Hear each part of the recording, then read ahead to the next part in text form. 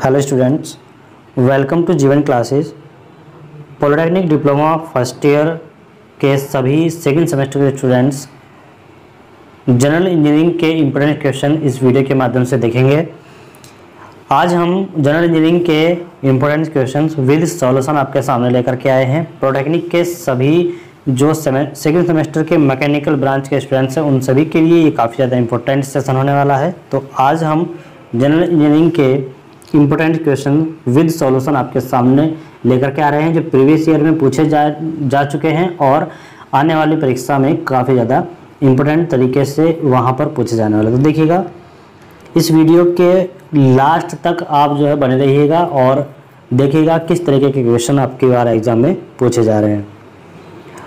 अब देखिए, mechanical branch के लिए है तो यहाँ पर जनरल इंजीनियरिंग का जो फर्स्ट क्वेश्चन है वो आपका बनता है कि किरचॉफ का करंट का नियम तथा ओम का नियम क्या है।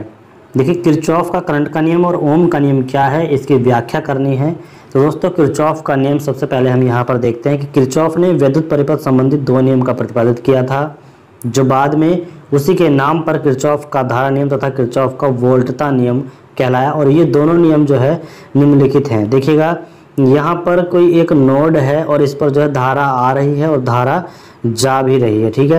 यानी कि ये धारा यहाँ पर ये आने पर ये इस तरीके से शो किया हुआ है।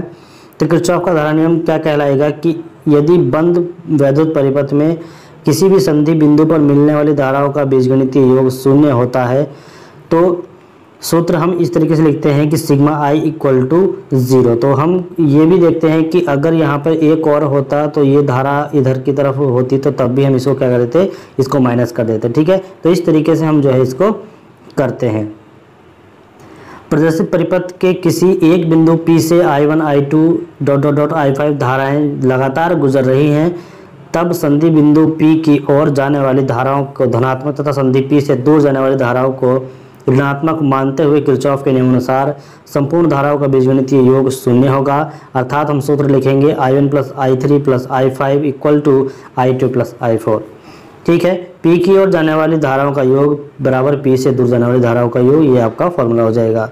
बात करते हैं किरचॉफ का वोल्टता नियम यानी किरचॉफ वोल्टेज लॉ। इस नियम के अनुसार किसी बंद वैद्युत परिपथ में सभी प्रयुक्त विद्युत वाहक जो बल हैं, जो जिसको हम EMF बोलते हैं, तथा अवयवों के आर पार यानी कि अक्रॉस वोल्ट पातों यानी कि वोल्टेज ड्रॉप्स का बीजगणितीय योग शून्य होता है। सूत्र हम लिखेंगे summation EMF plus IR equal to 0 हो जाएगा, ठीक है। अब देखिए, ये आपको इस तरीके से फिगर दिखाया हुआ है। इसमें एक रेजिस्टेंस है, एक बैटरी दोनों तरफ लगी हुई है, ये रेजिस्टेंस है, इसमें धारा I प्रवाहित है। तो इसका जो समेसन EMF प्लस IR होगा वो किसके बराबर हो जाएगा, 0 के बराबर होगा।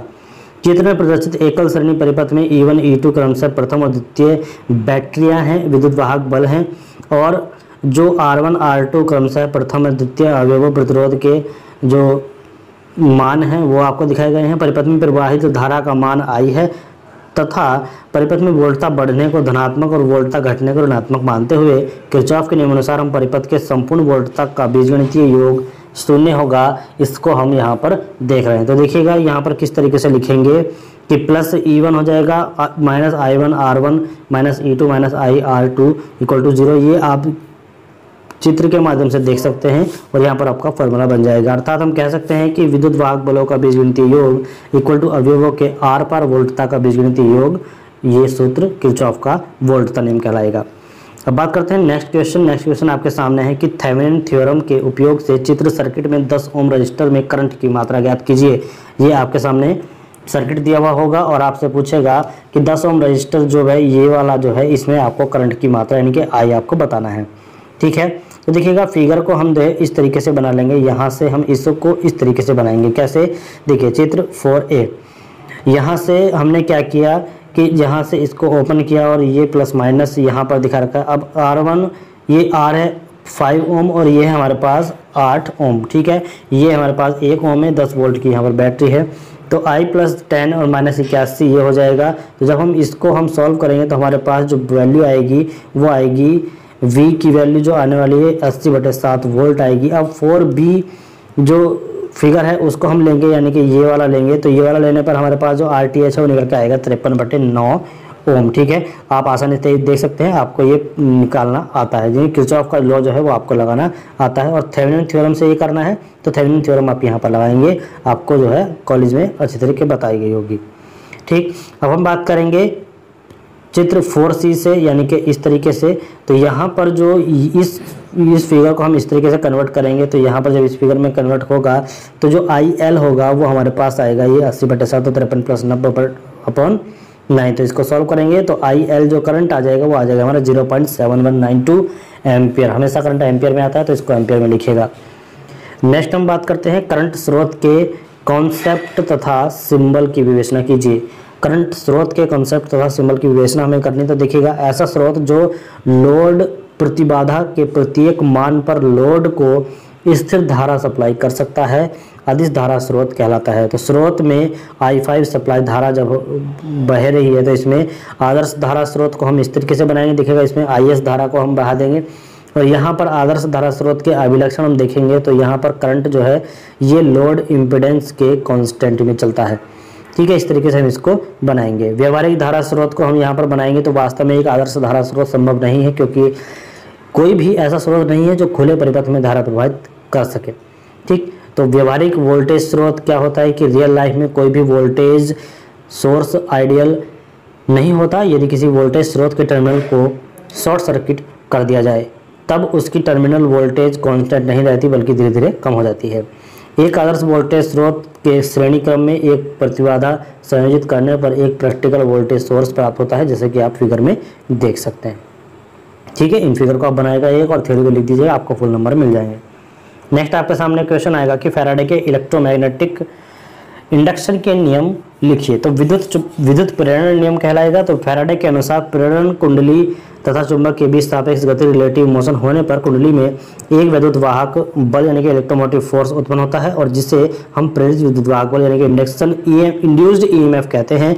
यदि कुंडली के दोनों सिरों के मध्य विद्युत लोड यानी कि जो प्रतिरोध है वो संयुक्त किया जाए अथवा दोनों कुंडली के दोनों के संयुक्त कर दिए जाए तो हम क्या कहेंगे कि इस प्रेरित EMF के कारण बंद परिपथ में धारा प्रवाहित होती है, जिसे हम प्रेरित विद्युत धारा कहते हैं। प्रेरित विद्युत धारा या फिर इंड्यूस्ड इलेक्ट्रिक करंट। ठीक है, अब देखिए इस संपूर्ण घटना को यानी कि इस फेनोमेनन को हम क्या बोलते हैं, विद्युत चुंबकीय प्रेरण इलेक्ट्रोमैग्नेटिक इंडक्शन कहते हैं।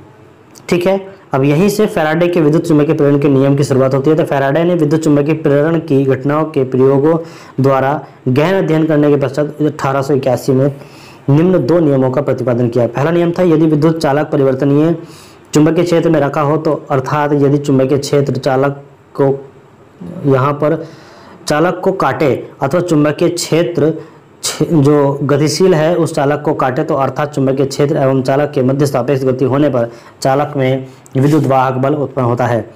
अब देखिए चालक, यदि हम कह सकते हैं कि जो चालक है वो यदि बंद भाग, हम यहाँ पर कह रहे हैं कि यदि वह बंद परिपथ का एक भाग हो तो तब इस चालक में उत्पन्न विद्युत वाहक बल के कारण परिपथ में प्रेरित धारा प्रवाहित होती है, जो कि चालक एवं ग्रंथिक से फ्लक्स में परिवर्तन होने पर ही प्रभावित रहती है।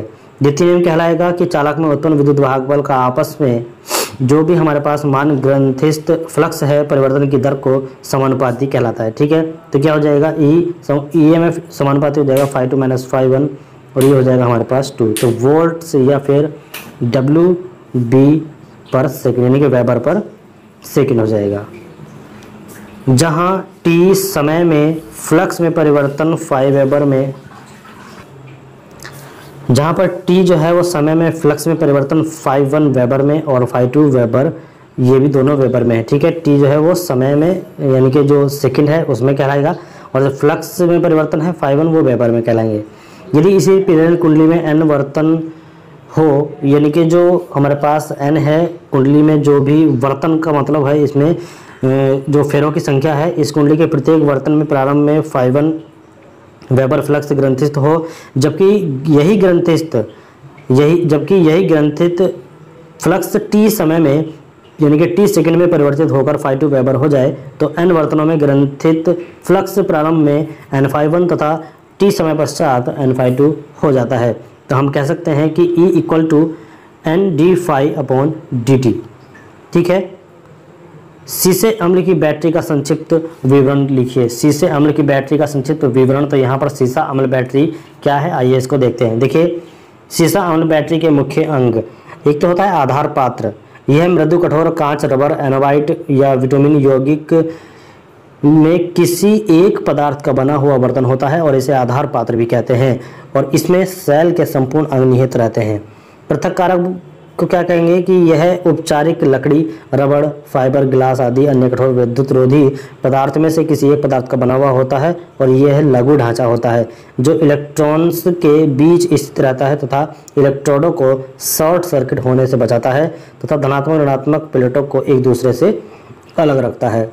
विभाजक दीवार को कहेंगे कि दो सेलों के बीच की दीवार को विभाजक दीवार कहते हैं, और यह दो सेलों के वैद्युत अपघट्य को आपस में मिलने से बचाती हैं, ये मिलने से रोकती हैं। विभाजक दीवार की उपचारित लकड़ी कठोर रबड़ की सील द्वारा भी उपचारित लकड़ी कठोर रबड़ की सील, फाइबर, ग्लास या कठोर वैद्युतरोधी पदार्थ में से किसी एक की बनी होती है। काठी की बात करें तो यह कांच, लकड़ी, रबर आदि कठोर एवं वैद्युतरोधी पदार्थों में से किसी एक पदार्थ का बना हुआ ढांचा होता है जो सेल के आधार में स्थापित होता है। सेल का ढक्कन, यानी कि जिन पदार्थ का धारक बना होता है ज़्यादातर उसी पदार्थ का सेल का ढक्कन होता है, परंतु कुछ सेलों के लिए कठोर रबर तथा फाइबर का बना हुआ ढक्कन ही प्रयोग किया जाता है। इस ढक्कन के ऊपर एक बैट प्लग लगा दिया जाता है या लगा होता है, जिसमें समय समय पर आसुत जल वैद्युत अपघट्य को बैटरी में डाला जा सकता है। अब देखिएगा वैद्युत अपघट्य क्या है। इस बैटरी में तनुक्रम अम्ल सल्फ्यूरिक अम्ल जो H2SO4 कहलाता है वैद्युत अपघट्य का कार्य करता है, और यह घोल 1 भाग अम्ल एवं 3 भाग आसुत जल मिलाकर बनाया जाता है। इलेक्ट्रोड की बात करें तो इलेक्ट्रोड जो है यानी कि धनात्मक प्लेट, तो लेड पेरोक्साइड PbO2 धनात्मक इलेक्ट्रोडों का कार्य करता है जिसका रंग गाढ़ा चॉकलेटी होता है। यहाँ पर बात करें ऋणात्मक प्लेट की, तो देखिए PB सीसा यानी कि इसी ऋणात्मक इलेक्ट्रोड का कार्य करता है जिसका रंग हल्का स्लेटी होता है। तो यहाँ पर आप देख रहे हैं कि ये आधार पात्र है और ये है हमारे पास रोल संयोजक। यहाँ पर रोल संयोजक है, ये है मतलब बेंटिन प्लग है, और यहाँ पर बात करें तो ये ढक्कन है और ये रोल है। ठीक है, तो यहाँ पर आप देखें ये एक साइड की बैटरी आप यहाँ पर देख सकते हैं। बैटरी की चार्जिंग व डिस्चार्जिंग, आवेशन और निरावेशन आप इस फिगर के साथ समझ सकते हैं। चलिए आगे बढ़ते हैं। देखिए विसर्जन क्या होता है। जिस समय सेल पूर्ण रूप से आवेशित होता है उस समय धनात्मक प्लेट PbO2 पूर्ण रूप से गहरे भूरे रंग की तथा चॉकलेटी हो जाती है, परंतु जिस समय सेल का विसर्जन प्रारंभ होता है उस समय सेल वाहक जो है बाह्य क्षेत्र में धारा भेजता है तथा तब सल्फ्यूरिक अम्ल H2SO4 2H और H2SO4 आयनों में विभक्त हो जाता है, क्योंकि इस समय सेल के अंदर धारा ऋणात्मक प्लेट से धनात्मक प्लेट की ओर प्रवाहित होती है। इसलिए हाइड्रोजन आयन धनात्मक प्लेट की ओर, सल्फर आयन की ओर चले जाते हैं, और ऋणात्मक प्लेट जो है SO4 आयन से क्रिया करके लेड सल्फेट बनाती है। आप इन रिएक्शन की सहायता से देख सकते हैं। दोनों प्लेट रासायनिक परिवर्तन में PbSO4 बनाती है और सेल का विभवांतर जो फिर वोल्टता कम होती है। आवेशन क्या है कि जब सेल को आवेशित किया जाता है तो जब हाइड्रोजन आयन कैथोड की ओर और सल्फेट के आयन एनोड की ओर जाते हैं तो कैथोड में ये इस तरीके से ये रिएक्शन मिलती है और एनोड पे हमें ये रिएक्शन मिलती है। संपूर्ण अभिक्रिया को हम इस रिएक्शन के तौर पर देख सकते हैं। धनात्मक प्लेट गहरे भूरे रंग की तथा ऋणात्मक प्लेट स्लेटी रंग की हो जाती है। बात करते हैं AC प्रदाय की तुलना DC सप्लाई से कीजिए और फ्रिक्वेंसी की इकाई क्या है ये भी आपको बताना है। तो देखिए प्रत्यावर्ती और दृष्टिकारी विद्युतों का तुलनात्मक अध्ययन जब हम करेंगे AC और DC का, तो देखिए राशि जो होती है प्रत्यावर्ती AC जो है सदिश है और DC जो है अदिश है। परिणाम जो है परिवर्तनीय है, इसका अपरिवर्तनीय होता है। आयाम अस्थिर होता है, इसका स्थिर होता है। और आकार जो है वह तरंग रूप आरेखिक होता है और यहाँ पर रेखा रूप रेखिक होता है। दिशा एक दिशात्मक होती है, यहाँ पर एक दिशात्मक है और यहाँ से क्या है एक दिशात्मक है। ध्रुवता की बात करें तो फेज एवं न्यूट्रल और यहाँ पर है पॉजिटिव और नेगेटिव। धारा प्रवाह की बात करें तो फेज से न्यूट्रल है और यहाँ पॉजिटिव से नेगेटिव है। चुंबकीय क्षेत्र की बात करें तो प्रत्यावर्ती अस्थिर, दृष्टिकारी स्थिर है। धारा का ताक्षणिक मान ज्ञात करें तो Im sin ओमेगा t और यहाँ पे IDC। धारा का अधिकतम मान जो होता है ये 2IRMS या फिर π/2 I एवरेज होता है, तो यहाँ पर होता है IDC। ठीक है, इनको आप याद रखिएगा। नेक्स्ट आपके सामने है कि निम्नलिखित शब्दावली की विवेचना कीजिए और बताया गया है कि इंडक्टेंस, कैपेसिटेंस और पावर फैक्टर और इम्पीडेंस, इनके बारे में आपको बताना है। तो देखिएगा, प्रेरकत्व किसी विद्युत कंडक्टर की एक प्रवृत्ति है। इंडक्टेंस जिसे बोलते हैं जो उसमें बहने वाली विद्युत धारा का विरोध करती है। तो कैपेसिटेंस क्या है कि किसी सिस्टम में विद्युत चार्ज में परिवर्तन एक तथा इसके अनुरूप विद्युत विभव में परिवर्तन के अनुपात को संधारित्र या फिर कैपेसिटेंस कहते हैं।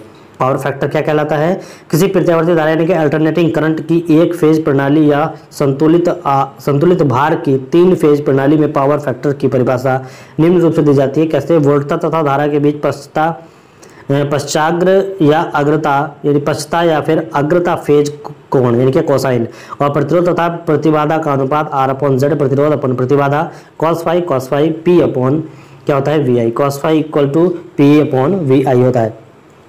ठीक है, बात करें इम्पीडेंस की, तो विद्युत उपकरण में इम्पीडेंस किसी कंडक्टर, घटक, सर्किट या सिस्टम से गुजरते वक्त दृष्टि या फिर प्रत्यावर्ती धारा द्वारा सामना किए गए विरोध की मात्रा को संदर्भित करता है। नेक्स्ट आपके सामने एक न्यूमेरिकल टाइप क्वेश्चन आएगा कि 3 कॉइल हैं जिनका प्रतिरोध 3 ओम प्रेरणित प्रतिरोध 4 ओम से इस प्रकार जुड़े हैं कि स्टार में, डेल्टा में और जो स्टार और डेल्टा कनेक्शन में 415 वोल्ट की 3 फेज सप्लाई से इन कनेक्शन के लिए निम्न ज्ञात कीजिए। क्या? लाइन व फेज वोल्टेज ज्ञात करना है और फेज तथा लाइन करंट ज्ञात करना है। ठीक है, R 3 ओम दिया हुआ है, XL 4 ओम है, V 415 वोल्ट है और VL लाइन वोल्टेज इसे ही कहते हैं। ठीक है, स्टार कनेक्शन के लिए हम क्या करते हैं कि VL इक्वल टू √3V है। तो अब इसका हम सोल्यूशन देखेंगे। सोल्यूशन हमारे पास आएगा IPH आ जाएगा हमारे पास ये 47.92 एम्पियर और ZPH आ जाएगा हमारे पास ये 5। ठीक है, डेल्टा कनेक्शन में हम बात करेंगे तो IL equal to √3I face होता है, तो यहाँ पर आ जाएगा 143.156 एम्पियर। डी में बात करेंगे तो वोल्टेज की बात करेंगे तो WL इक्वल टू आ जाएगा हमारे पास 415 वोल्ट जो है V फेज। ठीक है, नेक्स्ट हम क्वेश्चन की बात करेंगे तो किसी एक का वर्णन करना है। जैसे भारत के किसी हाइड्रोथर्मल या फिर न्यूक्लियर पावर स्टेशन का वर्णन करना है। तो देखिए हम क्या करते हैं, हम यहाँ पर हाइड्रो इलेक्ट्रिक पावर प्लांट संयंत्र ले लेते हैं। ठीक है, हाइड्रो इलेक्ट्रिक पावर प्लांट, तो यहाँ पर है चित्र में जो आपको दिखाया गया है ये हाइड्रो इलेक्ट्रिक पावर संयंत्र का आरेख दिखाया गया है और जिसमें इसके विभिन्न अवयव प्रदर्शित हैं।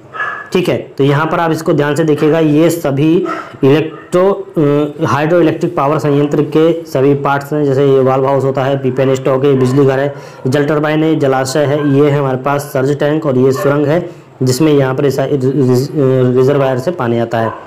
ठीक है, अब देखिए विदित हो कि विद्युत ऊर्जा को विद्युत के रूप में संग्रह यानी कलेक्ट नहीं किया जा सकता, एकमात्र इसे सतत उत्पादित कर तत्काल उपभोगित किया जा सकता है। जो पानी जलाशय से बहकर सुरंग या नहर अथवा दोनों के द्वारा संयंत्र तक पहुंचता है उसकी स्थिति को फॉरबेल या फिर पेनस्टॉक अथवा दोनों मिलकर गतिज ऊर्जा में बदल देते हैं।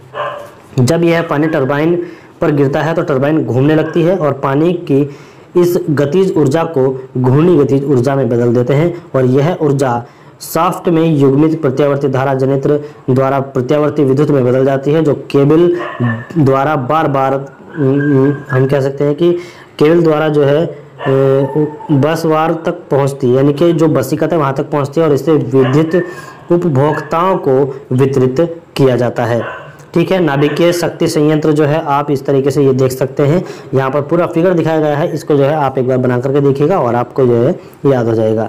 नाभिकीय शक्ति संयंत्र क्या होता है याद कर लीजिएगा। परमाणु भट्टी में उत्पादित ऊष्मा का उपयोग ऊष्मा विनिमयक में पानी की वाष्प बनाने में किया जाता है और इस वाष्प से टरबाइन को चलाकर प्रत्यावर्तक की सहायता से प्रत्यावर्ती विद्युत उत्पन्न हो जाती है, जो केबल द्वारा यानी कि जो बसवार है यानी कि बसीकत है उस तक पहुंचा जाती है, जहां से विद्युत को ट्रांसफर द्वारा उच्च वोल्टता में बदलकर दूर तक संचारित किया जाता है, अथवा यहां से विद्युत को ट्रांसफार्मर द्वारा न्यून वोल्टता में परिवर्तित करके उपभोक्ता को विद्युत किया जाता है। ठीक है, बात करते हैं नेक्स्ट पत्थर के गुण तथा उपयोग को समझाइए। पत्थर के गुण क्या क्या है? देखिए, पत्थर के सामर्थ्य उच्च होने चाहिए, पत्थर की जल अवशोषण क्षमता कम होनी चाहिए, पत्थर का अपघर्षण क्षमता कम होनी चाहिए, पत्थर का सघट मान कम होना चाहिए, मूर्ति कार्यों के लिए सुकार्यता अच्छी होनी चाहिए, इसके आयु एवं टिकाऊपन अधिक होना चाहिए और ये अग्नि प्रतिरोधी होना चाहिए, पत्थर विद्युत प्रतिरोधी होना चाहिए। पत्थर के उपयोग क्या क्या हैं? पत्थर कठोर सामर्थ्यवान टिकाऊ निर्माण पदार्थ है और पहाड़ी क्षेत्र में यह काफ़ी सस्ता होता है। इसका उपयोग अग्रलिखित निर्माण कार्य में होता है, जैसे भवन निर्माण में, भारी इंजीनियरिंग कार्यों में, सड़क निर्माण में और रेल मार्ग में। ये सभी आप लिख सकते हैं। कंक्रीट उत्पादन में इसका निर्माण होता है। चूना उत्पादन में दूरी पत्थर व निशान, इस तरीके से किलोमीटर या फिर सीमा पत्थरों के लिए इसका निर्माण उपयोग होता है। सॉयल की बेयरिंग क्षमता क्या है और नींव के डिजाइन में इसके महत्व की विवेचना कीजिए। सॉयल की बेयरिंग की क्षमता की बात करेंगे तो धारण क्षमता मृदा का विशेष गुण है। सॉयल की बेयरिंग क्षमता यानी कि भार धारण क्षमता मृदा का विशेष गुण है। और अंतिमतः फाइनली क्या होता है कि सभी भार व बल मृदा पर ही आते हैं और संरचनाओं को नींव के अभिकल्पन में इसके अध्ययन का विशेष महत्व है। विभिन्न मृदाओं की धारण क्षमताएं भिन्न भिन्न होती हैं, जो मुख्य रूप से मृदा की विशेषताओं पर निर्भर करती है। नींवों का अभिकल्पन इस प्रकार किया जाना चाहिए कि मृदा के इकाई क्षेत्रफल पर आने वाला भार मृदा की धारण क्षमता से कम हो।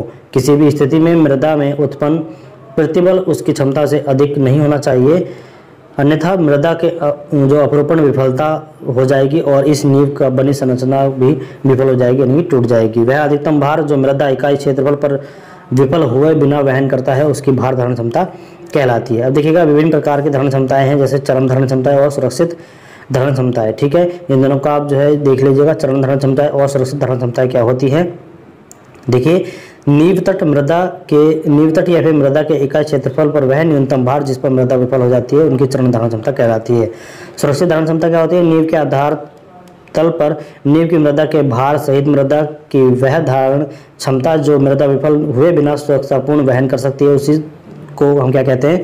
सुरक्षित धारण क्षमता कहते हैं। ठीक है, यहाँ पे सुरक्षित धारण क्षमता का एक फॉर्मूला भी है। सुरक्षित धारण क्षमता इक्वल टू चरम धारण क्षमता अपॉन सुरक्षा गुणांक। ठीक है, तो सुरक्षा गुणांक जो होता है उसका मान सामान्यतः 3 से 5 के बीच होता है और इसका चुनाव संरचना के महत्व, स्थल पर मृदा के गुणों में अनिश्चितताओं को ध्यान में रखकर किया जाता है और अधिक महत्वपूर्ण संरचनाओं के लिए इसका मान अधिकतम लिया जाता है।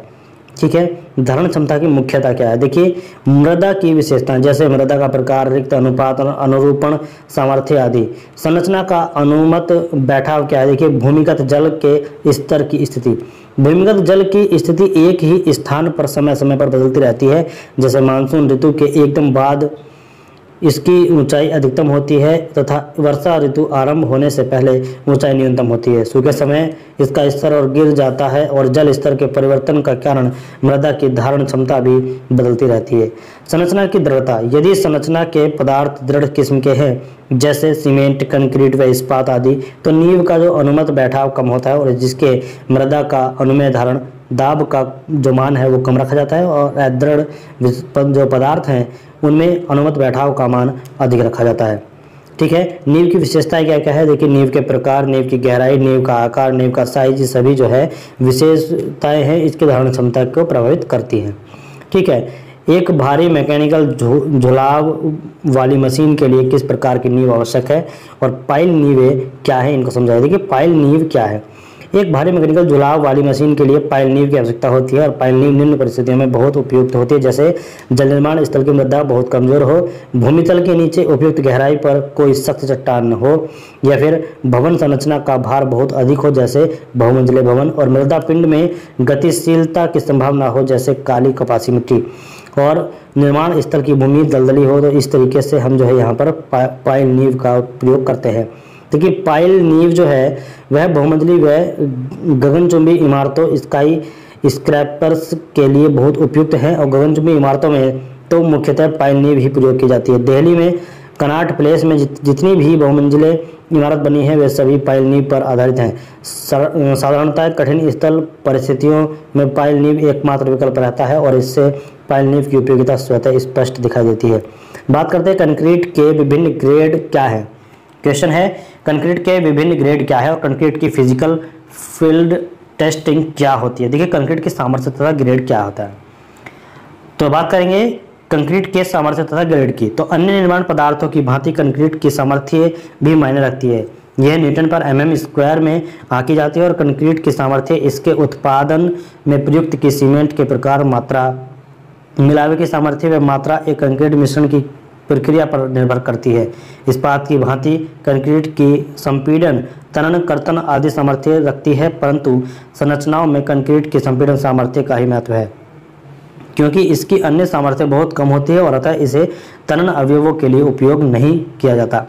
ठीक है। अभिलक्षण सामर्थ्य की बात करें तो कंक्रीट की अभिलक्षण सामर्थ्य वह सामर्थ्य है जिसकी न्यूनतम 95% जांच प्रतिदर्श पुष्टि करें और केवल 5% तक जांच प्रतिदर्श यह सामर्थ्य दर्शाने में विफल रहे। तो कंक्रीट की सामर्थ्य ज्ञात करने के लिए इसके मानक घन यानी कि क्यूब्स प्रतिदर्श बनाकर निर्धारित अवधि की तराई पर जांच मशीन पर परखे जाते हैं और इसमें जो है घन की फलक 150 mm रखी जाती है और तराई अवधि 28 दिन ली जाती है। ग्रेड की बात करें तो संपीड़न सामर्थ्य के आधार पर IS 456/2000 में कंक्रीट के निम्न ग्रेड सुझाए गए हैं और ग्रेड से पहले उपसर्ग M कंक्रीट का मिक्स प्रदर्शित करता है और इसके आगे लिखा अंक 150 mm माप के घन को 28 दिन की तराई पर अभिलक्षणित संपीड़न सामर्थ्य दर्शाता है और सामर्थ्य का इकाई न्यूटन पर mm² में ली जाती है। ठीक है। कंक्रीट के ग्रेड सारणी हम जो है अगले पेज पर दिखा रहे हैं और हल्के कार्यों के लिए जो है ये M5 M7.5 ग्रेड की कंक्रीट भी प्रयोग कर सकते हैं। कंक्रीट की तनन सामर्थ्य जो है वो टेंसाइल स्ट्रेंथ हम जिसे बोलते हैं। तो देखिए सीमेंट कंक्रीट की तनन सामर्थ्य इसके संपीड़न सामर्थ्य का 10 से 15% ही होती है। कंक्रीट की आमनन यानी कि फ्लेक्सुरल व विपाटन जो स्प्लिटिंग तनन सामर्थ्य है वह IS 516 और IS 5816 के अंतर्गत ज्ञात की जानी चाहिए और मोटे तौर पर यह सामर्थ्य संपीड़न सामर्थ्य के आधार पर निम्न सूत्र से भी ज्ञात की जा सकती है, जो है आमनन सामर्थ्य यानी कि F = 0.7 रूट FC के न्यूटन पर mm²।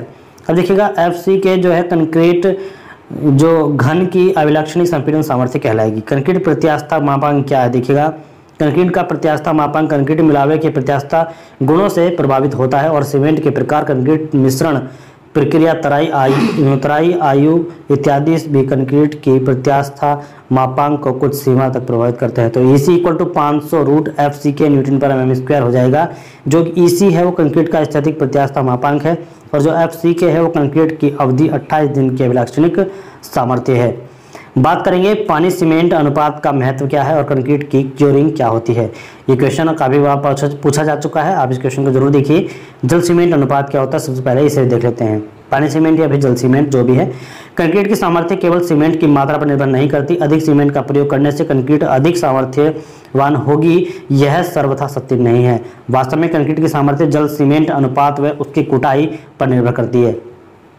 सीमेंट में मिलाए गए जो पानी की मात्रा है तथा सीमेंट के भार के अनुपात को जल सीमेंट अनुपात कहते हैं। तो WC ratio = weight of water upon weight of cement. तो कंक्रीट की तराई हम किस तरीके से देखेंगे, क्यूरिंग ऑफ द कंक्रीट। तो देखिए स्थिर यानी कि सेट हुई कंक्रीट पर कुछ अवधि तक पानी छिड़कते रहना तथा इसे नम यानी कि गीला बनाए रखने की क्रिया को कंक्रीट की तराई कहते हैं। और तराई काल में सीमेंट अपनी रासायनिक क्रिया पूरी करने के लिए पानी की आवश्यक मात्रा ग्रहण करता है और जितनी कंक्रीट की तराई अधिक होगी उसकी सामर्थ्य उतनी ही अधिक बढ़ जाएगी।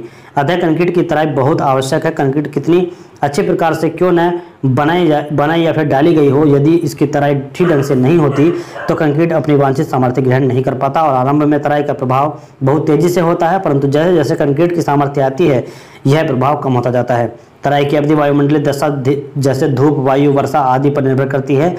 वर्षा होने पर कंक्रीट सतह की तराई स्वयं हो जाती है, परंतु कंक्रीट तब तक सेट हो जानी चाहिए। ठीक है। सामान्य परिस्थितियों में 7 से 10 दिन तक की तराई पर्याप्त होती है, परंतु गर्म मौसम में यह अवधि 14 से 21 दिन तक बढ़ाई जा सकती है। अब नेक्स्ट हम बात करते हैं क्वेश्चन की कि RCC क्या है और सिविल इंजीनियरिंग में इसके उपयोगों को बताइए। देखिए प्रबलित सीमेंट कंक्रीट जो RCC जिसे हम बोलते हैं रेनफोर्स्ड सीमेंट कंक्रीट, ठीक है, इसके बारे में बात करेंगे। जब सादा सीमेंट कंक्रीट को प्रबलित करने के लिए इसमें इस्पात की छड़ें दबा दी जाती हैं तो उसे प्रबलित सीमेंट कंक्रीट यानी कि RCC कहते हैं। प्रबलन इस्पात की मात्रा सामान्य खंड क्षेत्र का 0.70 से 4% तक रखी जाती है। ठीक है। सादा सीमेंट कंक्रीट संपीड़न में तो बहुत अधिक सामर्थ्य रहती है, परंतु तनन में यह बहुत कमज़ोर होती है। और हम बात करें कि जो इसका सामर्थ्य है उसकी हम बात करें तो इसलिए सादा सीमेंट कंक्रीट का प्रयोग केवल उन्हीं संरचनाओं के लिए प्रयुक्त होता है जिनमें केवल संपीड़न बल आते हैं और सादा कंक्रीट के इस दोष को दूर करने के लिए इसमें इस्पात की छड़ डालने का प्रचलन दिया गया है।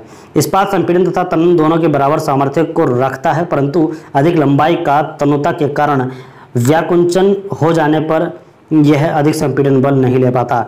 अतः सीमेंट कंक्रीट या इस्पात का संयोजन एक ऐसा आदर्श मेल है जिसमें कंक्रीट संपीड़न प्रतिबलों का इस्पात की छड़ें तनन प्रतिबलों को अपनी पूर्ण सामर्थ्य तक वहन करती है और इस प्रकार सीमेंट कंक्रीट तथा इस्पात दोनों के दोष गुण पड़ जाते हैं। ठीक है, अब बात करते हैं आगे। तो प्रबलित सीमेंट कंक्रीट आधुनिक निर्माण कार्यों के लिए एक वरदान सिद्ध हुई। अब हर प्रकार की संरचनाओं जैसे भवन, पुल, पानी टैंक, चिमनियाँ, साइलों इत्यादि के प्रबलित सीमेंट कंक्रीट का प्रयोग होने लगा है और यह निर्माण कार्य लागत, सामर्थ्य तथा आयु में हर प्रकार के इस्पात और पत्थर तथा कास्ट की संरचनाओं से बेहतर सिद्ध हुए हैं। ठीक है, नेक्स्ट हम बात करते हैं विभवांतर से आप क्या समझते हैं तथा उसकी इकाई को लिखिए। देखिए, विभवांतर से आप क्या समझते हैं तथा इसकी इकाई को लिखिए, ये हम यहाँ पर देख रहे हैं। तो विभवांतर सबसे पहले क्या है इसको देख लेते हैं। जब दो प्लेटों को एक सुचालक तार से एक विद्युत एमीटर के साथ जोड़ा जाता है तब जस्ते पर एकत्रित इलेक्ट्रॉन तांबे की प्लेट की तरफ जाने लगते हैं और पुनः तांबे की प्लेट के मुक्त इलेक्ट्रॉन जस्ते की प्लेट की ओर जाने लगते हैं। तो इस तरह इन दोनों प्लेटों के बीच एक चार्ज डिफरेंस स्थापित होता है। इसी को पोटेंशियल डिफरेंस कहते हैं, जिसको हम विभवांतर कहते हैं। और इस विभवांतर के कारण चालक में जो है धारा का प्रवाह होता है और इसका मात्रक जो है ऐसा यूनिट में क्या होता है, वोल्ट होता है।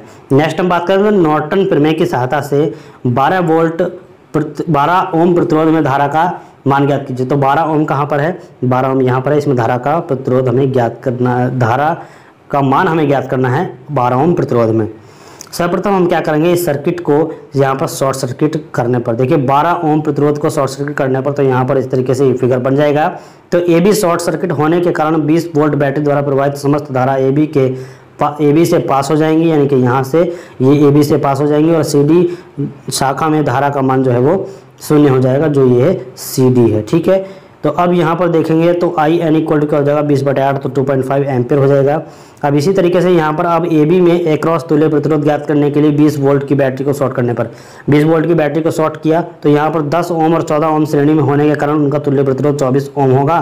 और अब 24 और 8 ओम के बिंदु जो ए बी के क्रॉस को किया है वो एक्रॉस एक समांतर में है, तो आर ए बी और आर एन इक्वल टू क्या हो जाएगा 8 × 24/8 + 24, तो 6 ओम हो जाएगा। ठीक है, नॉर्टन तुल्य प्रतिरोध जो है निम्न होगा, जो हमने यहाँ पर बनाया हुआ है, आप देख सकते हैं।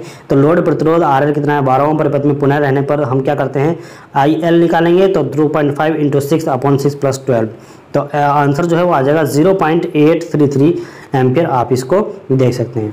नेक्स्ट है क्वेश्चन, निम्न को परिभाषित कीजिए, जैसे रेखीय व आरेखीय परिपथ, शाखा व नोड, मैश और नेटवर्क। इसको हम देखेंगे। देखिए, हम यहाँ पर बात करते हैं सबसे पहले रेखीय व अरेखीय परिपथ की। ठीक है, रेखीय परिपथ में परिपथ होते हैं, रेखीय परिपथ वे परिपथ होते हैं जिसमें अवयवों में धारा एवं वोल्टता के कारण कोई बदलाव न हो, और अरेखीय परिपथ में के अवयवों में धारा एवं वोल्टता के कारण बदलाव आता है। शाखा व नोड की बात करें तो शाखा क्या होता है कि किसी विद्युत परिपथ में एक नोड से दूसरे नोड को जोड़ने वाले भाग को शाखा कहते हैं। और नोड क्या होता है कि विद्युत परिपथ में एक ऐसा जोड़ जहां 2 या 2 से अधिक विद्युत अवयव जुड़े हों, उनको हम नोड कहते हैं। तो ऐसा बंद परिपथ जिसके अंदर कोई दूसरा परिपथ हो मैश कहलाता है, दूसरा परिपथ ना हो वो मैश कहलाता है। और नेटवर्क जो है वे परिपथ होते हैं जिनमें कोई ईएमएफ न लगाया गया हो, पैसिव नेटवर्क कहलाता है। और वे परिपथ जिनमें कम से कम एक ईएमएफ लगाया गया हो वो एक्टिव नेटवर्क कहलाता है। ठीक है, अब बात करते हैं नेक्स्ट क्वेश्चन की कि स्रोत से आप क्या समझते हैं और वोल्टेज स्रोत पर धारा स्रोत को समझाइए। स्रोत क्या है, एक स्रोत वह युक्ति है जो यांत्रिक, रासायनिक, ऊष्मा तथा अन्य रूप की ऊर्जा को विद्युत ऊर्जा में परिवर्तित करता है। वोल्टेज स्रोत क्या कहलाता है, देखिए एक वोल्टेज स्रोत 2 टर्मिनल युक्ति वो टर्मिनल युक्ति है जिसकी वोल्टेज किसी भी समय नियत है तथा ली गई धारा के ऊपर निर्भर करती है। ऐसे वोल्टेज स्रोत को आदर्श स्रोत कहते हैं तथा आंतरिक प्रतिरोध 0 होता है। वोल्टेज स्रोत का उदाहरण बैटरी या हम अल्टरनेटर को बता सकते हैं। धारा स्रोत क्या होता है, देखिए आदर्श धारा स्रोत 2 टर्मिनल युक्ति है जो उसके टर्मिनल पर जुड़े हुए लोड प्रतिरोध को समान रूप से समान द्वारा प्रदान करती है। ठीक है, इनकी जो प्रतिरोध है उसको समान तरीके से प्रदान करती है। और यहाँ यह बात ध्यान रखने की है कि धारा स्रोत के द्वारा उत्पन्न धारा वोल्टेज स्रोत टर्मिनल पर निर्भर नहीं करती, इसका प्रतिरोध अनंत होता है। नेक्स्ट, फैराडे के विद्युत चुम्बकीय प्रेरण नियमों को समझाइए। ये हम कर चुके हैं, इसमें जो है ये हम प्रीवियस क्वेश्चन जो है यही था और ये देखिए दोबारा फिर से है, तो ये क्वेश्चन काफ़ी ज़्यादा इंपॉर्टेंट बन जाता है। ये क्वेश्चन हमने पहले भी देख लिया था। अब बात करते हैं एक न्यूमेरिकल क्वेश्चन में। देखिए 200 बर्तनों की एक कुंडली यानी कि 200 चक्कर है, उस कुंडली में फेरे हैं, 8 वेबर के फ्लक्स से संबंधित है और 2 सेकंड में फ्लक्स के विपरीत से कितना ईएमएफ प्रेरित होगा ये आपको निकालना है। तो देखिए कोयल में टर्न की संख्या कितनी है, 200, फ्लक्स कितना है 8 वेबर, टाइम कितना है 2 सेकंड। तो 2 सेकंड में फ्लक्स परिवर्तन कितना हो जाएगा, d5 equal to 8 minus 8, 8 plus 8 हो जाएगा 16 वेबर हो जाएगा। ठीक है, ईएमएफ निकालेंगे तो n d5 upon dt formula होता है, इसमें हम निकालेंगे तो 1600 वोल्ट आएगा, यही आपका आंसर हो जाएगा। ठीक है, बात करते हैं सोलर सेल क्या है और यह कैसे काम करता है। देखिए सोलर सेल क्या है। सोलर सेल एक इलेक्ट्रॉनिक उपकरण है जो सूरज की रोशनी से बिजली बनाता है। सौर कोशिकाओं को अक्सर सौर मॉड्यूल कहते हैं और तथा बड़े सोलर पैनल्स को बनाने के लिए छोटे छोटे सोलर पैनल यानी छोटे छोटे सेलों को एक साथ बंडल किया जाता है और यह सोलर से एन टाइप तथा पी टाइप सिलिकॉन का एक सैंडविच है और यह सिलिकॉन के विभिन्न जंक्शन पर इलेक्ट्रॉनों की हाफ बनाने यानी कि जो इलेक्ट्रॉनों की हाफ बनाने के लिए सूर्य के प्रकाश का उपयोग करके बिजली उत्पन्न करता है। जब सूर्य का प्रकाश सेल के ऊपर पड़ता है तो फोटोन की ऊपरी सतह पर बौछार होती है और फोटोन सेल के माध्यम से अपनी ऊर्जा को कम करते हैं और यहाँ पर फोटोन पी टाइप की परत से इलेक्ट्रॉन के रूप में अपनी ऊर्जा छोड़ते हैं और इलेक्ट्रॉन ऊपरी एन टाइप की परत से जंक्शन भरने और सर्किट में बाहर निकलने के लिए इस ऊर्जा का उपयोग करते हैं। सर्किट के चारों ओर बहते हुए इलेक्ट्रॉन दीपक जैसी रोशनी बनाते हैं। अब यहाँ पर देखिएगा चित्र की सहायता से RLC परिपथ दर्शाया गया है और इसमें निम्न ज्ञात कीजिए। देखिए RLC परिपथ है और इसमें हमें प्रेरणित प्रतिघात एवं संधारित्र प्रतिघात ज्ञात करना है, धारा तथा शक्ति गुणांक और परिपथ की कुल प्रतिबाधा RL तथा C सिरों पर वोल्ट था, ये हमें ज्ञात करनी है। तो यहाँ पर प्रेरणित प्रतिघात हम ज्ञात करेंगे, XL इक्वल टू 2πfl हो जाएगा और यहाँ पर आ जाएगा XL 4.71 ओम। संधारित्र प्रतिघात की बात करेंगे तो XL इक्वल टू हो जाएगा 1/2πfc और इसका मान आ जाएगा 15.13 ओम। परिपथ में कुल प्रतिबाधा का फॉर्मूला होता है Z equal to R square plus XL minus XC का स्क्वायर और यहाँ पर हो जाएगा रूट में, तो रूट में जब इसका आंसर निकालेंगे तो 15.43 ओम आएगा।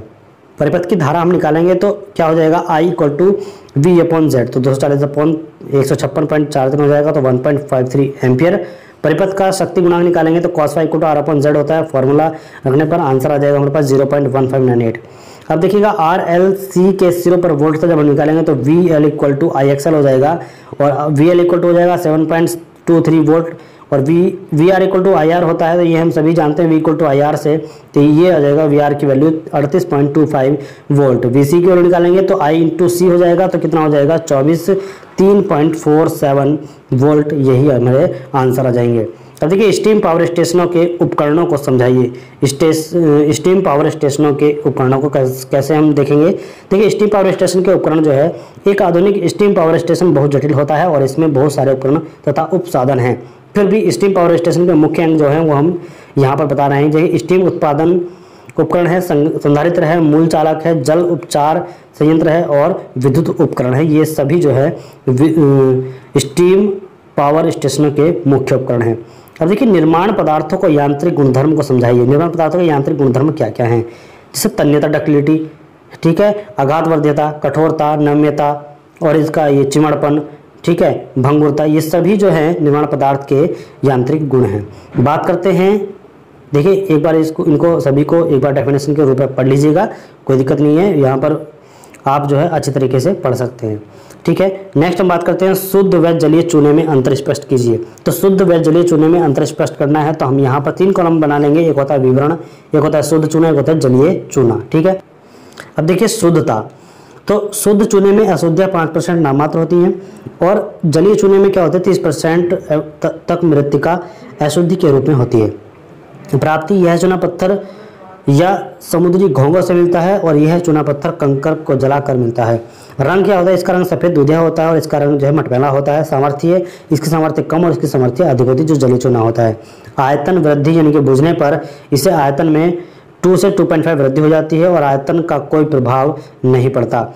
तो उपयोग देखेंगे तो यह प्लास्टर सफ़ेद करने में के काम आता है, और यह जो है जो जली चूना होता है यह पानी के भीतर कार्य नींव, कंक्रीट, चिनाई, प्लास्टर आदि के काम आता है। ठीक है, प्रकाश का संशोषण हम देखते हैं, इसे मतलब किसे कहते हैं, प्रकाश का संशोषण। ठीक है, तो यह कितने प्रकार का होता है ये भी आपको बताना है। प्रकाश का संशोषण क्या है देखिएगा। ताजी कटी लकड़ी में रस काफ़ी मात्रा में होता है और यह रस अथवा नमी कीट व घुनों को आमंत्रित करता है। ये धीरे धीरे लकड़ी का विघटन कर देते हैं और इसके अतिरिक्त गीली लकड़ी व बढ़ी गिरी करना मुश्किल है, और इससे बने अवयवों में कई प्रकार के दोष जैसे दरारें, बकन, ऐंठन आदि उत्पन्न हो जाते हैं, और इसलिए प्रकाश का उपयोग करने से पहले इसके रस का निकालना आवश्यक होता है। नमी निकालने की प्रक्रिया को ही प्रकाश का संशोषण कहते हैं, जैसे कि जल एवं शोषण, पानी में उबालकर भाप द्वारा संशोषण, गर्म हवा द्वारा भट्टा संशोषण और फिर विद्युत संशोषण द्वारा। ठीक है, अब देखिए नेक्स्ट क्वेश्चन आ जाएगा, नींव से क्या समझते हैं, इसे बनाने के प्रमुख उद्देश्य क्या है और जिनको समझाइएगा। देखिए, भवन संरचना का वह भाग जो भूमिगत के नीचे रहता है, जो आंखों से दिखाई नहीं देता, यह बुनियाद कहलाता है, और यह इमारत का वह अंग है जो मृदा के साथ सीधे संपर्क में रहता है, जिसे हम नींव कहते हैं। जो इमारत के भार को सुरक्षित रूप से मृदा पर स्थानांतरित कर देती है वह नींव कहलाती है। नींव के उद्देश्य क्या है, ये पूरी इमारत का भार बड़े क्षेत्रफल तथा स्थानांतरित कर देती है। नींव एक समतल जगह प्रदान करती है जिस पर अधिरचना का निर्माण किया जाता है। नींव जानवरों, बाढ़, पानी इत्यादि से सुरक्षा प्रदान करती है। नींव समवितरित भार को एवं मृदा पर स्थानांतरित कर इमारत को गिरने से बचाती है। यह संरचना की स्थिरता प्रदान करती रहती है, तो ये कहलाती है नींव। कंक्रीट मिश्रण की कितनी विधियां होती हैं, संक्षेप में इसको समझाइए। कंक्रीट मिश्रण की विधियां, देखिए कंक्रीट की मिक्सिंग के लिए प्राय सीमेंट, बदरपुर, मोटे मिलावे का अनुपात मिश्र डिजाइन कर अथवा पहले से ज्ञात अनुपात तथा M15, M20, M25, M30 आदि के अनुपात में 1:2, 1:4, 1:1.5, 1:3, 1:1:2 आदि को 2 प्रकार के मिक्स किया जाता है। तो देखिएगा यहाँ पर एक है हस्त मिश्रण, यानी कि जब कम मात्रा में कंक्रीट की आवश्यकता होती है तो तब श्रमिकों द्वारा पक्के प्लेटफार्म पर उचित अनुपात में बॉक्स से सीमेंट व बदरपुर पक्के प्लेटफार्म पर डालकर फावड़े से समान मिश्रण बनाते हैं। यांत्रिक मिश्रण क्या होता है, कंक्रीट का अच्छी तरह से एवं ज़्यादा मात्रा में मिक्स करने के लिए यह मिक्सिंग ठीक होती है। तो यह 2 प्रकार की होती है, एक तो धान मिश्रक और एक होता है सतत मिश्रक। ठीक है, अब देखिए बात करते हैं कंक्रीट की तराई, यानी कि क्यूरिंग से आप क्या समझते हैं। तो कंक्रीट की तराई के बारे में हम बात कर चुके हैं, बहुत अच्छी तरीके से हमने पढ़ा। तो कंक्रीट की तराई को हम उसी तरीके से यहाँ पर देखेंगे। तो कंक्रीट की तराई हमने जो है पढ़ ली है, इसको हम आगे बढ़ देंगे। देखिएगा नेक्स्ट है वोल्टेज व धारा स्रोत क्या है, हम इसको देखते हैं। वोल्टेज व धारा स्रोत क्या है, देखिए वोल्टेज स्रोत को हम पढ़ चुके हैं, धारा स्रोत को पढ़ चुके हैं। ये फिर से क्वेश्चन है यहाँ पर, तो इसको भी हम आगे बढ़ेंगे। ठीक है, अगर आप पढ़ना चाहें तो एक बार यहाँ पर वीडियो पॉज करके पूरा पढ़ सकते हैं। ये होता है वोल्टेज स्रोत और यहाँ पर ये है धारा स्रोत। ठीक है, बात करते हैं चुंबकीय तथा वैद्युत परिपथों में अंतर समझाइए। देखिए चुंबकीय तथा वैद्युत परिपथों में अंतर निम्नलिखित है। कौन सा, चुंबकीय परिपथ पहला कॉलम है, वैद्युत परिपथ दूसरा है। तो देखिए चुंबकीय फ्लक्स के पथ को चुंबकीय परिपथ कहते हैं, यानी कि चुंबकीय परिपथ किसे कहते हैं, चुंबकीय फ्लक्स के पथ को। विद्युत परिपथ किसे कहते हैं, विद्युत धारा के पथ को विद्युत परिपथ कहते हैं। और चुंबकीय परिपथ में क्या होता है, इसमें ओम का नियम Φ=m/s वेबर होता है, और इसमें ओम का नियम I=E/R एम्पियर होता है। फ्लक्स जो है Φ वेबर, Φ=BA होता है। धारा जो है I एम्पियर, धारा DA होता है वैद्युत परिपथ में। ठीक है, तो ये तो चुंबकीय परिपथ और वैद्युत परिपथ में अंतर। आइए और देखते हैं। तो यहाँ पर देखिएगा फ्लक्स घनत्व B वेबर पर मीटर स्क्वायर है, यहाँ पर धारा घनत्व D एम्पियर पर मीटर स्क्वायर है। ठीक है, चुंबकीय वाहक बल M एम्पियर टन, M=Φs होता है। विद्युत वाहक बल E वोल्ट, E=IR होता है। अब देखिए यहाँ पर प्रतिवास या फिर प्रतिष्ठम S हेनरी, S=I/μA होता है, और S=M/φ एम्पियर टर्न पर वेबर हो जाएगा। यहाँ पर क्या होगा, प्रतिरोध R ओम, R क्या हो जाएगा I/σA, और R=E/I वोल्ट एम्पियर हो जाएगा। विशिष्ट प्रतियास K हेनरी मीटर, K=1/μ हो जाएगा, और यहाँ पर विशिष्ट प्रतिरोध I/μ हो जाएगा। यहाँ पर विशिष्ट प्रतिरोध रो ओम मीटर, यानी कि R=I/σ हो जाएगा। ठीक है, चुंबकशीलता या फिर पारगम्यता म्यू हेनरी पर मीटर, प्रवेश P=1/s वेबर पर 80 और यहाँ पर चालकशीलता का पारगम्यता सिग्मा, जिसकी जो यूनिट है वो होती है मोह अपॉन मीटर। ठीक है, तो चालकत्व कितना होता है G=IR मोह। ठीक, तो इस तरीके से आप इसको देख सकते हैं। अब बात करते हैं सोलर सेल तथा बैटरी की तुलना। ठीक है, सोलर सेल और बैटरी की तुलना में हम बात करें चुंबकीय परिपथ की, तो यहाँ पर यह सोलर प्रकाश को विद्युत ऊर्जा में परिवर्तित करता है और यह रासायनिक ऊर्जा को विद्युत ऊर्जा में परिवर्तित करता है। पीवी पैनल की कीमत बैटरी से अधिक होती है, यहाँ पर कीमत कम होती है। कम अनुरक्षण की आवश्यकता होती है, यहाँ पर रोजाना प्रतिदिन यानी कि अनुरक्षण की आवश्यकता पड़ती है। यह एक अर्धचालक युक्ति है जिसमें पी टाइप और एन टाइप पदार्थ मिलकर एक पी एन जंक्शन बनाते हैं। इसमें 2 इलेक्ट्रोड एक द्रव के अंदर होते हैं जिन्हें इलेक्ट्रोड कहते हैं। और यहाँ पर क्या है कि सोलर सेल का साइज छोटा होता है चुंबकीय परिपथ में, और बैटरी में साइज जो है वो भारी होता है, यानी कि बल्कि होता है। ठीक है, अब बात करते हैं डीसी और एसी में अंतर। देखिए, डीसी और एसी में अंतर जो है हम पढ़ चुके हैं, लेकिन एक बार फिर से यहाँ पर फिगर के साथ है देख लेते हैं। दिष्ट धारा के अभिलक्षण, यानी कि जो भी इसके अभिलक्षण है वो निम्नलिखित हैं। पहला है यह परिपथ में सदैव एक दिशा में प्रवाहित होती है। दूसरा है यह लोड के माध्यम से प्रदाय के धन सिरे यानी कि पॉजिटिव एंड के ऋण सिरे की ओर प्रवाहित होती है।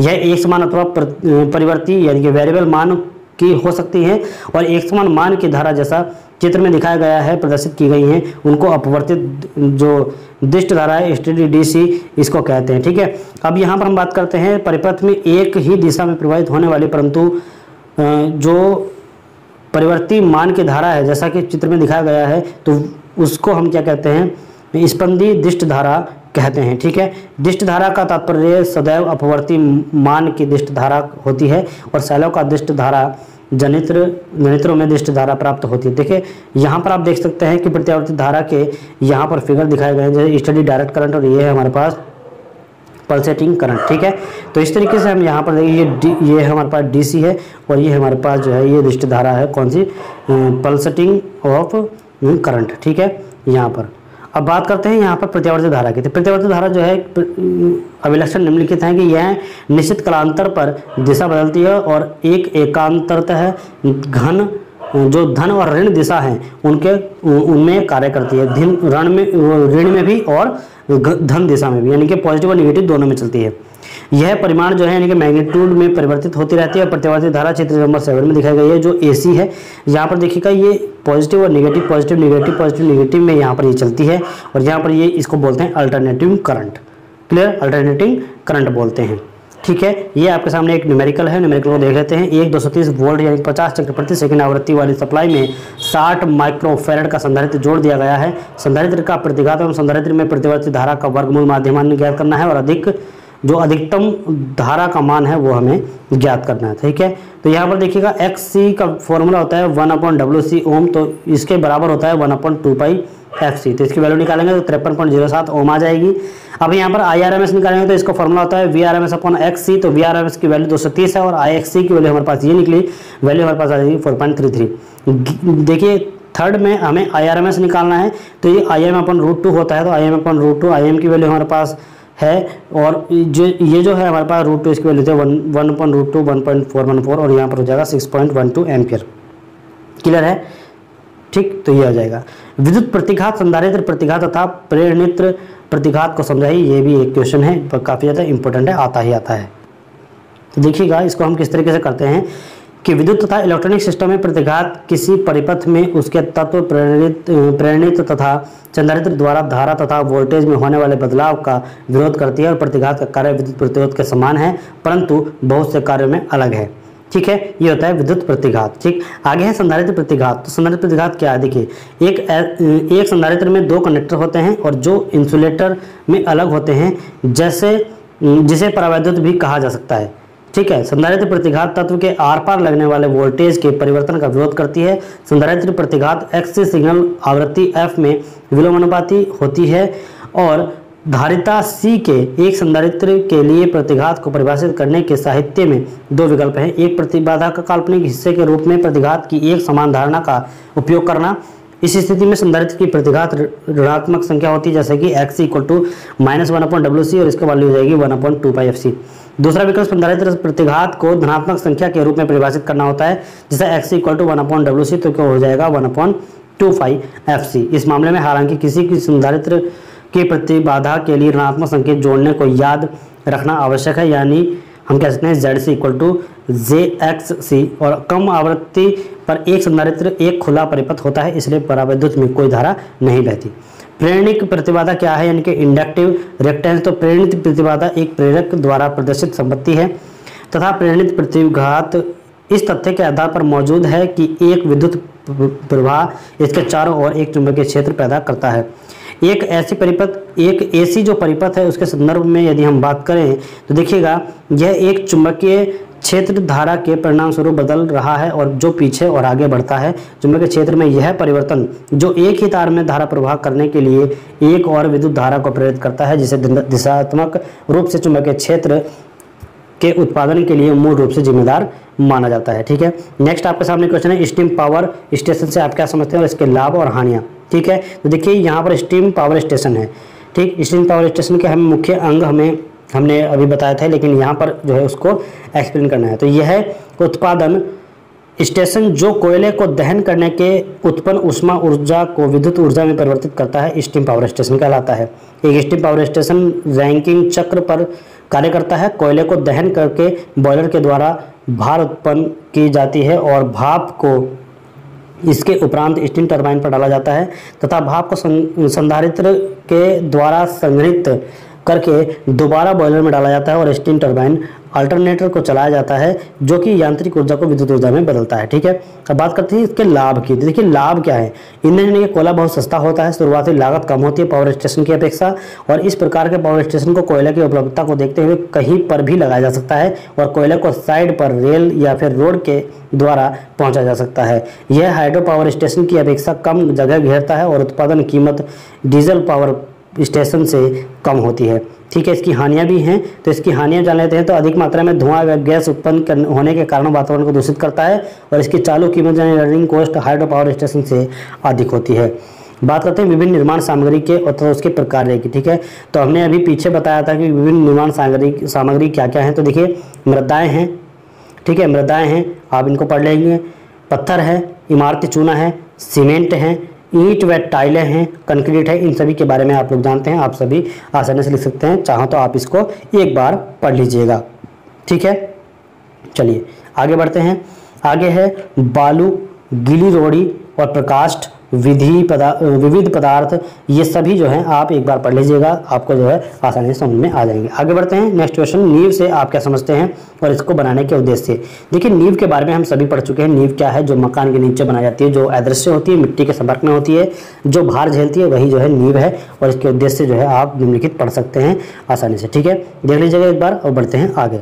कंक्रीट के मुख्य संगठक को समझाइए। देखिए कंक्रीट के मुख्य संगठक क्या क्या है, यहाँ पर हम बात करते हैं कंक्रीट के मुख्य संगठक की। कंक्रीट के प्रमुख संगठकों के सीमेंट का पदार्थ के रूप में प्रयोग होता है और सीधे सीमेंट का प्रयोग करने पर वह सेट होने पर सिकुड़ने के साथ साथ इसमें दरारें भी पड़ जाती हैं। तो साथ ही सीमेंट महंगा पदार्थ भी है और सीमेंट में मिलावे के रूप में जो परक पदार्थ के रूप में रेत, मोटा रेत मिलाया जाता है ताकि सीमेंट मसाले में जो सुकड़ता आ जाए और इसके संकोचन को रोकता है एवं दरारों को पड़ने नहीं देता। ठीक है, साथ ही इसके संपूर्ण आयतन को वो बढ़ जाता है और इससे ज़्यादा मात्रा में कार्य हो जाता है। सीट कंक्रीट में निम्न संगठक होते हैं जैसे सीमेंट, सूक्ष्म मिलावा, बदरपुर, मोटा मिलावा या फिर हम बोल सकते हैं कि वाटर और दूसरे अधिमिश्रण होते हैं। बात करते हैं नेक्स्ट की।